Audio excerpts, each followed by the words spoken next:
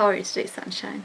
This time I want to share with you some trickery I did when I was younger in the chat rooms. So I'm one of these children who came in the world during the time when there was basically no technology, and then it suddenly evolved into using it every day. And during that time, from basically using nothing to using computers was a huge leap on itself. And we did some stupid things, which you know now there's just something better to do. There were chat rooms, and me and my friends and my brother, we did a lot of things. Like pretend to be someone you're not, or just be yourself and be dissed by everyone. Because I think I was like 12, if not even less, when I did these things, and yeah, it was much to deal with because there's so many people, like you could meet so many strange people and normally didn't learn anything about them, but I used to like the attention. I don't think how many times it actually got to sending pictures to each other, but yeah, it was more of like a chatting thing. Once I remember that we were sick pretending to be ourselves because they would always ask ASL, which means age, sex, and location, and we were like way too young for anyone to be interested, so we just said let's just pretend to be someone else, and then we said we were like some old history teacher, basically just anyone older than us.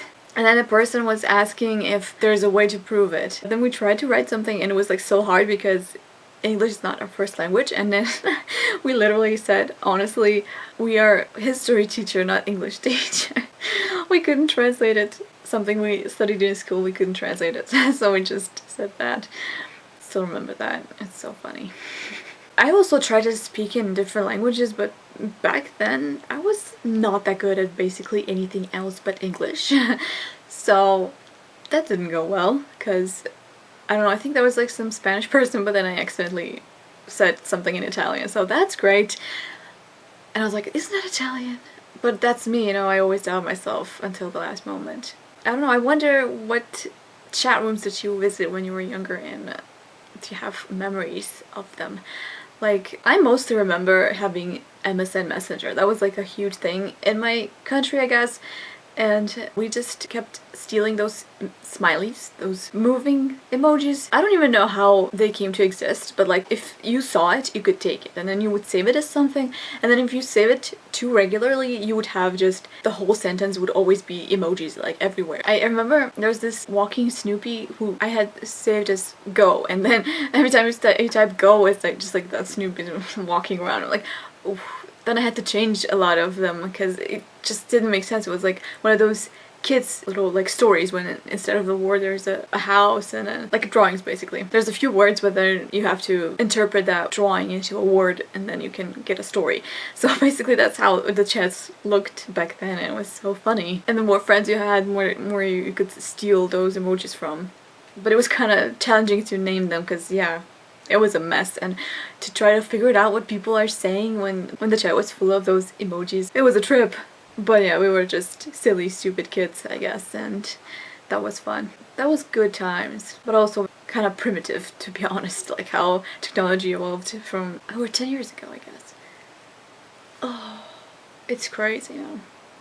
I was born during the time when the things started changing, but kids are born now that everything is basically changed, and it's changing much faster than it was back then. Is there a limit? Is there a limit to how far something can be developed? Because if it is, then it should slow down. But if it isn't, then it's just gonna keep going. If you have a child now and if you have it in 10 years, it's gonna be a completely different experience for both of them. Even me and my brother are only 3 years apart, and it feels like that even school systems change so much, and just my brother had everything different, like different books and different grades. I don't know, they just decided to change everything.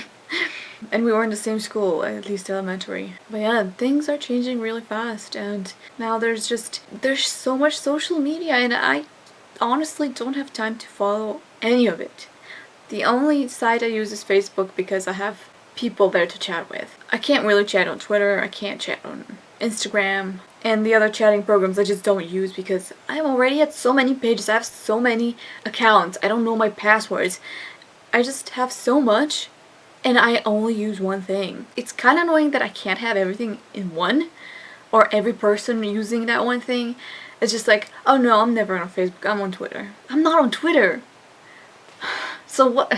I have an account, but I'm never there. Never. It's all this clashing of like, I use that, but I use that, I use that. And then you have 3 people and they each use everything. They have accounts for everything, but they only use one thing. And before it was just everybody used Messenger, so that's great.